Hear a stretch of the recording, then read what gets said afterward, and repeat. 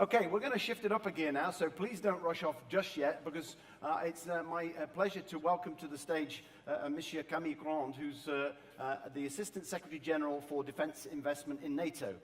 Camille was previously the Director of the Foundation for Strategic Research, leading French think tank on defense and security. And in this capacity, he's contributed to several very senior expert panels for NATO, the EU, the United Nations, as well as indeed for the French government. He's held many senior positions in the French Ministries of Foreign Affairs and Defense. Indeed, has also taught at the Paris School of International Affairs and at the French Academy. It gives us great pleasure to welcome him to the stage today to talk about a particularly thorny subject, and that is acquisition reform in NATO. Camille, the stage is yours.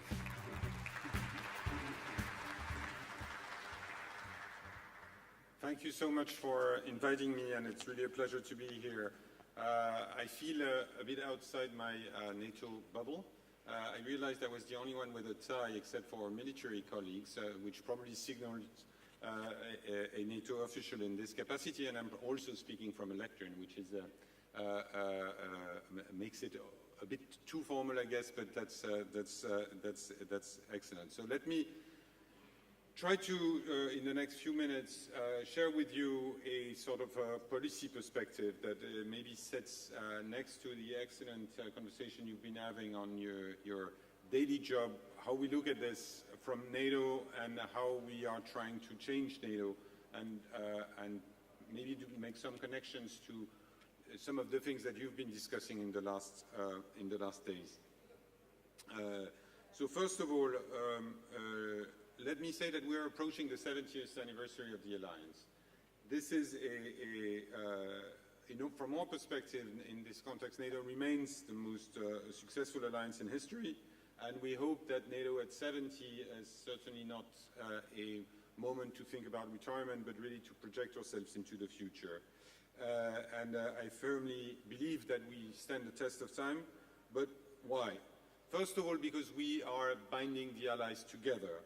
We are trying to achieve greater security for the allies and the partners that work with us.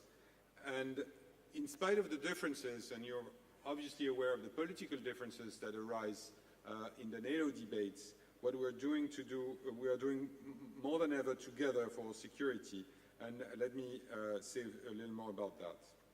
First of all, just a bit of a scene setter on where we are. Over the years, the Alliance faced many diverse challenges, as well as an increasing number of emerging security threats from terrorism and the cyber domain, all while coping with reduced defense budgets.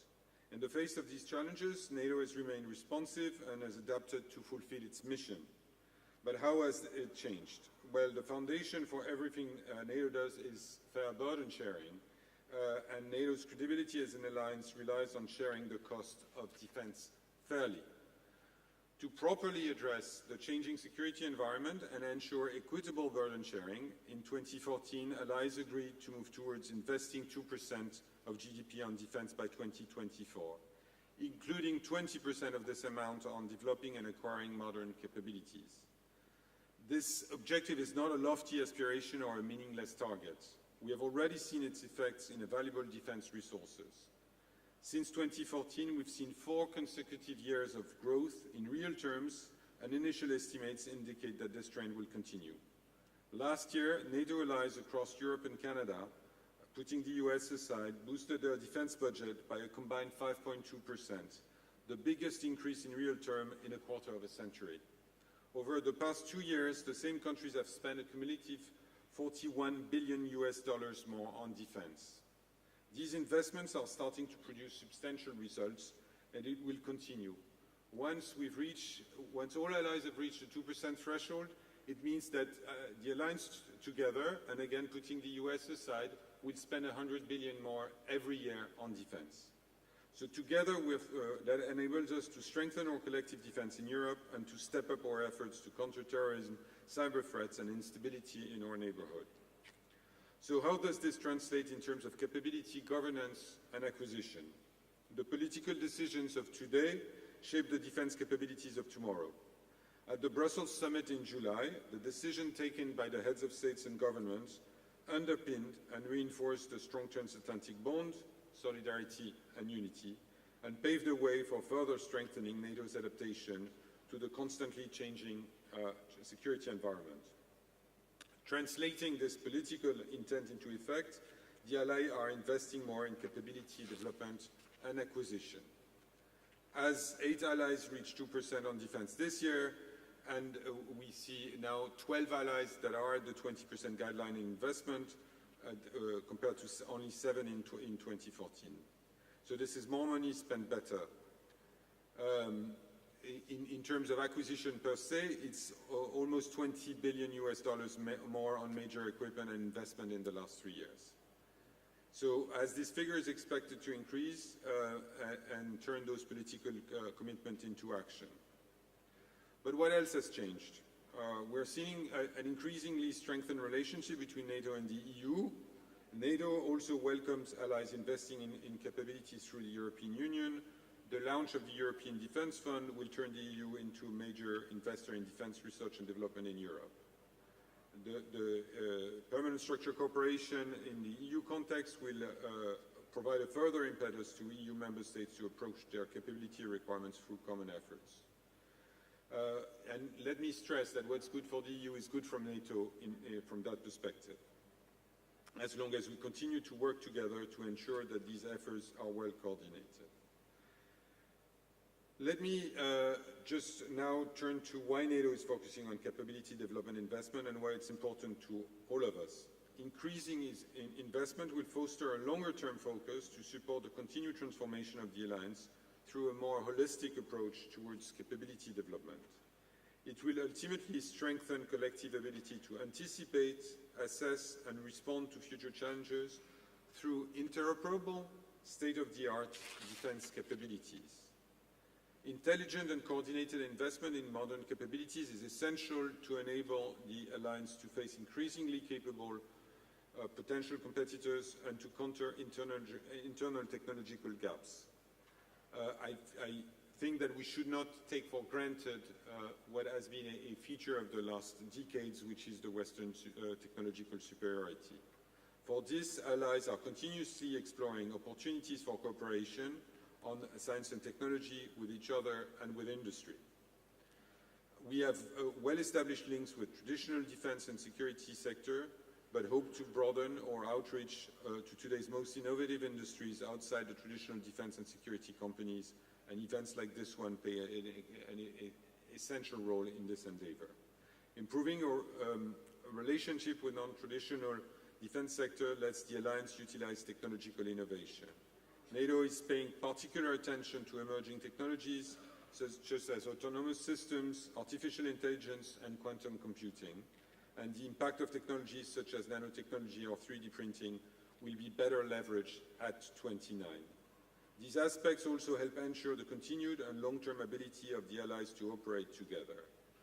Allies remain committed to ongoing NATO operations, missions, and other activities at home and abroad. Allies are implementing informed approaches to prioritize how they spend their limited defense budgets and are paying more attention to the most critical needs of the alliance. And from that perspective, multinational cooperation represents our premier opportunity to pursue this by inviting allies to join forces in delivering a specific capability. So how does NATO operate in this context? Within NATO, there is a senior group called the Conference of National Armament Directors, also known as the CNAD. NATO accounts for 6,000 acronyms, so you don't need to know all of them, of course. Focused specifically at facilitating multinational cooperation to guide investments by allies to deliver future defense capability, primarily in the medium to long term. The tangible output of this work comes in many different shades. In one respect, NATO creates a common, shared vision addressing many of the alliance's critical priorities.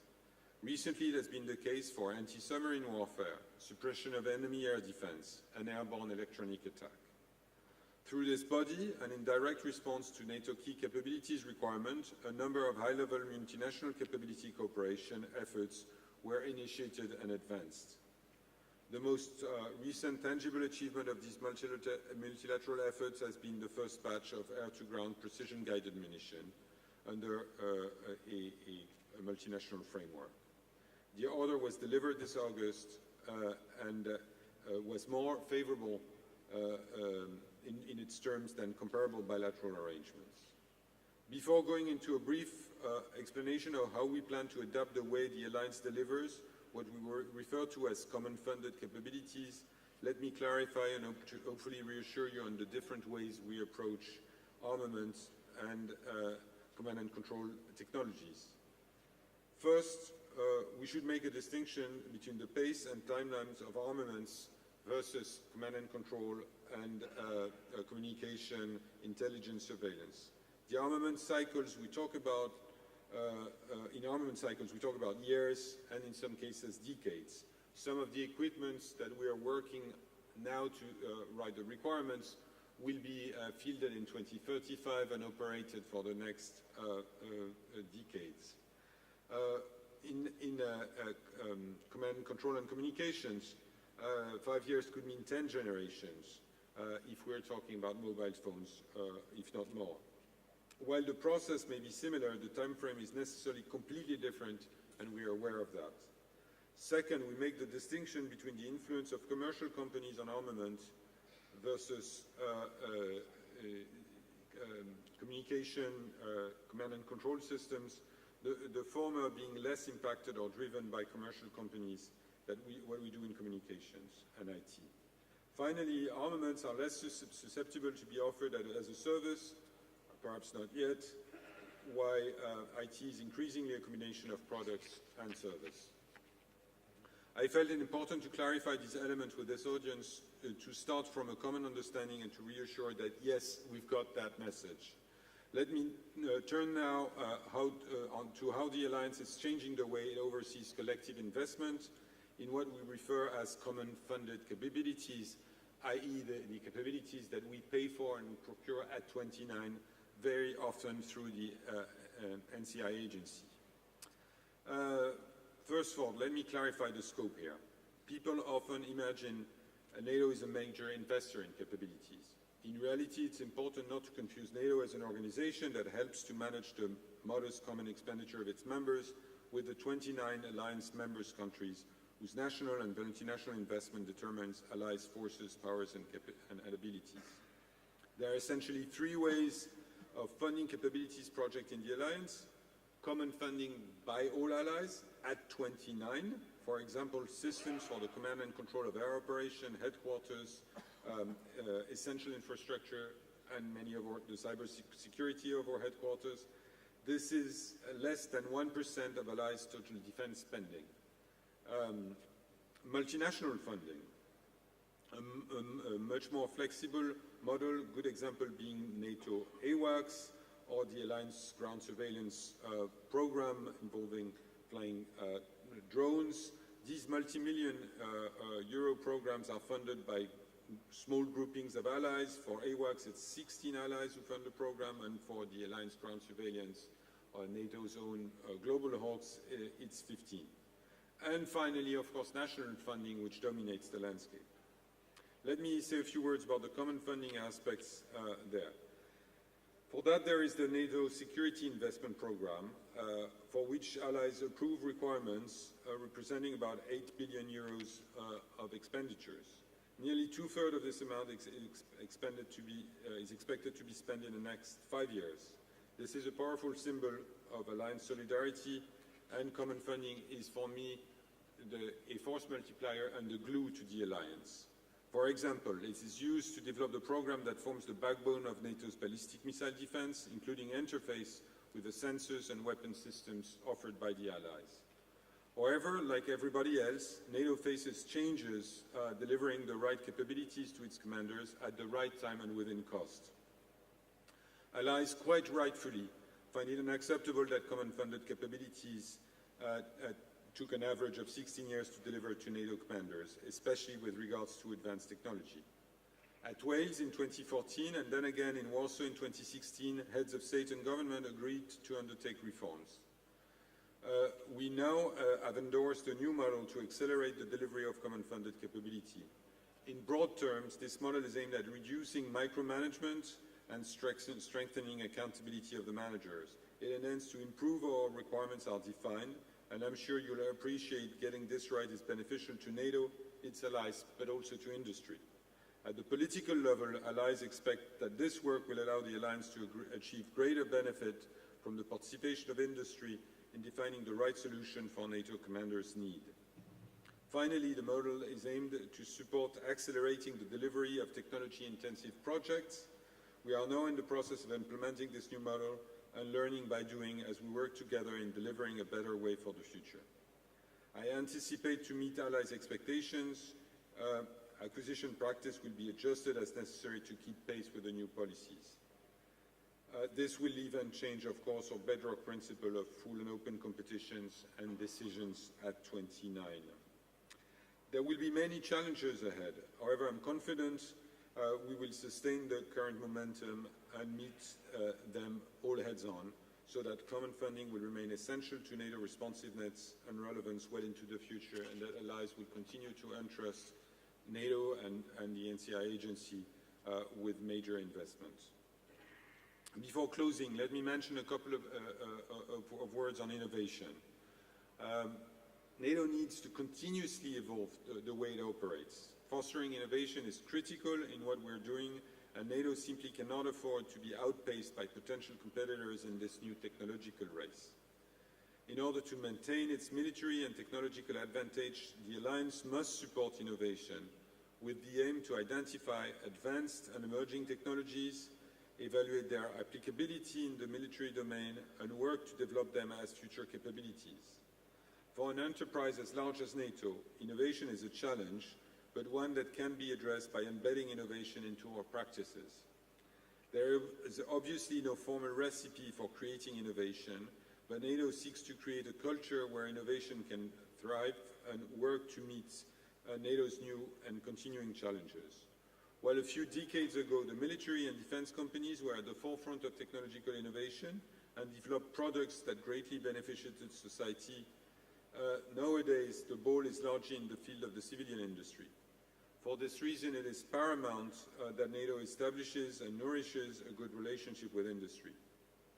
Every year, alongside events like this major one, NATO organizes engagement with industry and academia called the NATO Industry Forum that will take place in Berlin in November to promote innovation and foster a dialogue between NATO and industry. We also have a NATO Industrial Advisory Group, which is NATO's vehicle to receive industrial advice and also helps NATO utilize innovation effort in the industrial sector. Beyond interfacing with industry, we have a number of ongoing initiatives to facilitate innovation at NATO through the Science and Technology Organization, the Conference of National Armament Directors, and Allied Command Transformation, which has a specific focus on that, to name just a few. These initiatives have made the Alliance hopefully more innovative and flexible in meeting current and future capability requirements. On this positive note, let me thank you for listening, wish you a great conclusion to the conference, and also look forward to take a few questions if there are any. Thank you very much.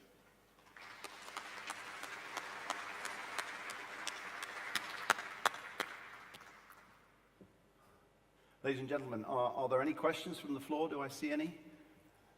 You're going to let him get away with it.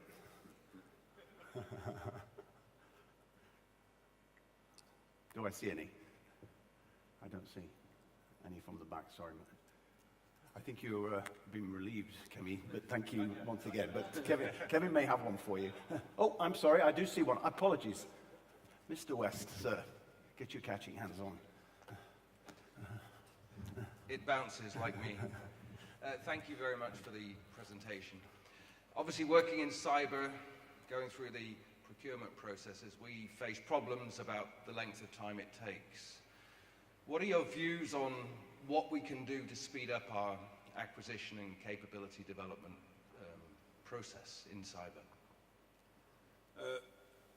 In the new model we've developed, we've tried to recognize that investment in the cyber domain needs to have a sort of fast-track mechanism. So for that, for the part that I'm most responsible for, which is the bureaucracy, what we try to do is to convince allies, and it's sometimes difficult because they love to monitor the money very carefully, to tell them that we need only a couple of decision points, essentially the military requirements, approval of the budget. We also want to inject the concept of tolerances so that a project is not stalled because there is a need to re-inject some funding to make it happen. So hopefully, and this is a cultural change, let's be honest about it. In the NATO environment, nations, and rightfully so, after all, it's their money, want to monitor things very closely.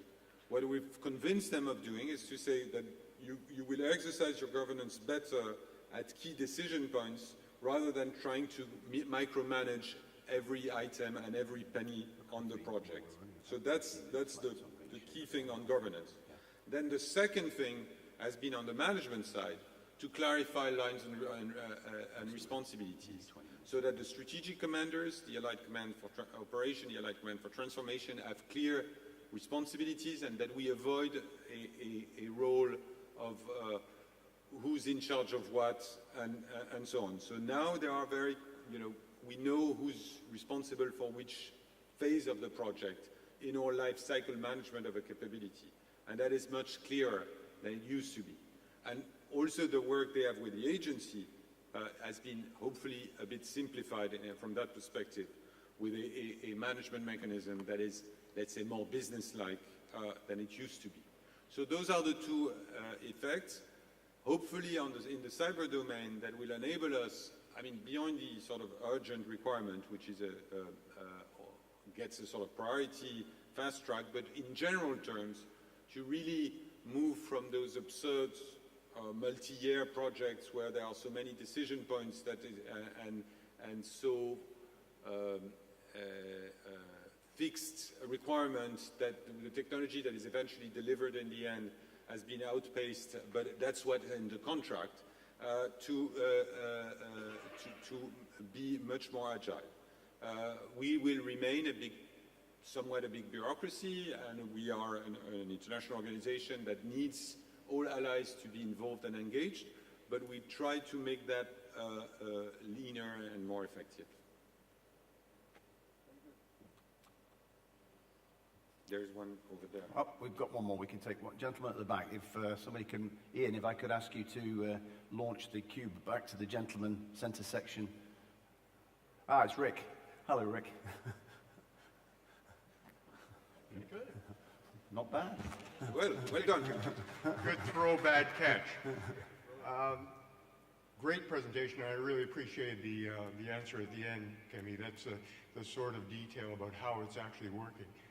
It'd be interesting, since Kevin's standing there, could you say a few words from the point of view of the agency, speaking on behalf of the two, but obviously just yours, as to how those changes, whether the impact, you've seen an impact, what's the impact on you, and is this good for the agency?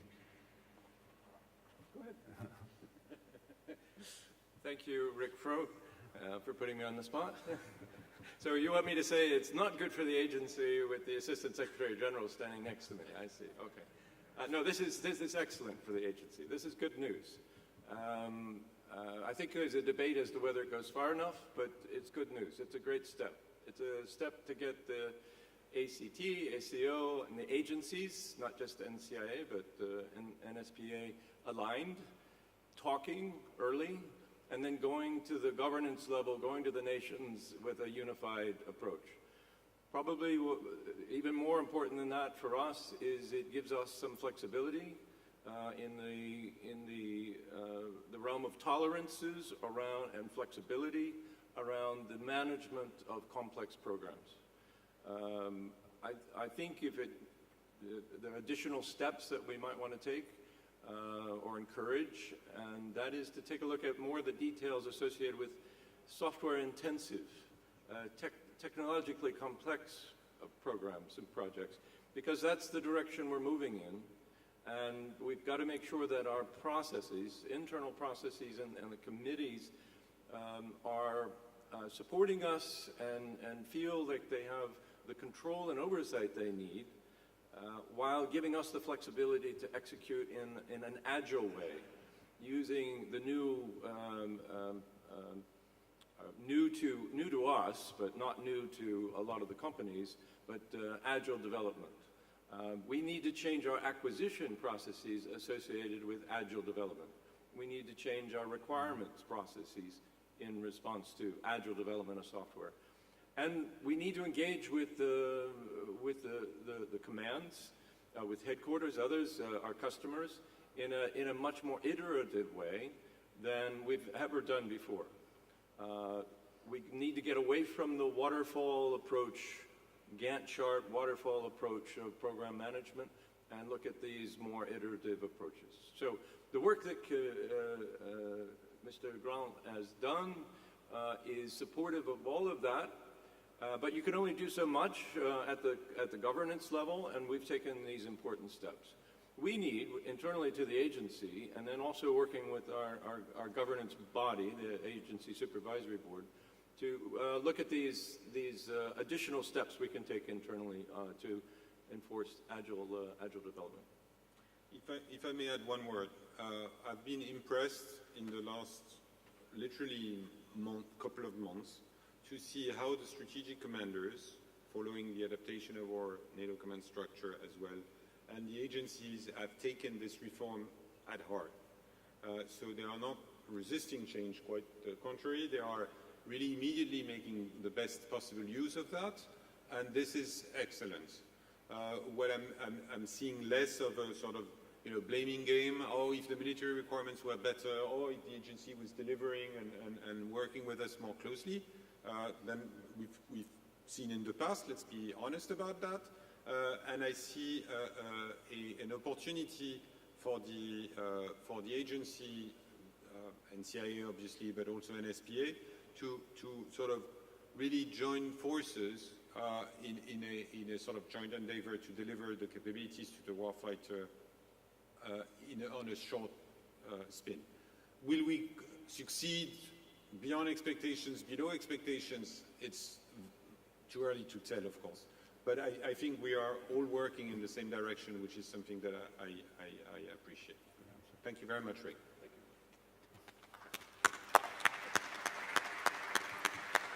you. Oh, Rick has more. Yeah, well, I've still got it before I throw it away. Just then two parts. There's two other players in this. One, of course, is the nations. And obviously, from my experience, the nations, congratulations on getting them to agree to this, because it is a leap of faith for them, but it's what they need to do. Just a reaction, how much rope the nations have given you at the higher level. And then within the agency, what are you looking for from industry? How can industry be better involved in this? And what does industry need to do to better play its role in this new paradigm?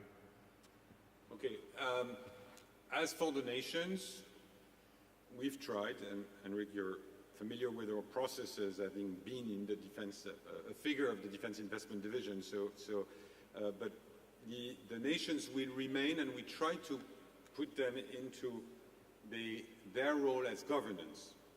This is complicated because, of course, I mean, some of the experts on the delegations have technical expertise. They think they know. They eventually think they know better than the agencies or the strategic commanders, and sometimes their input is very useful in the conversation.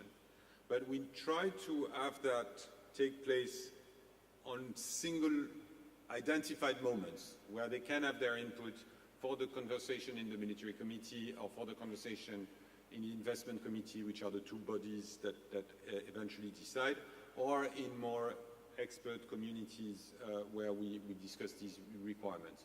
But altogether, we try to make clear to them, and we have to do this in a very friendly fashion, of course, that they are governance, that they are not there to manage and to take some of those micromanagement decisions I was referring to before that. To some of them, it comes naturally. To others, it is more difficult because there is a trust issue. In the debate, a senior diplomat, when I was trying to advocate this reform to the NATO Council, came to me, and the guy was coming from the IMF, the International Monetary Fund in Washington. And he said it's very strange because at NATO you trust each other with war and peace, nuclear weapons, but when it comes to money, zero trust. When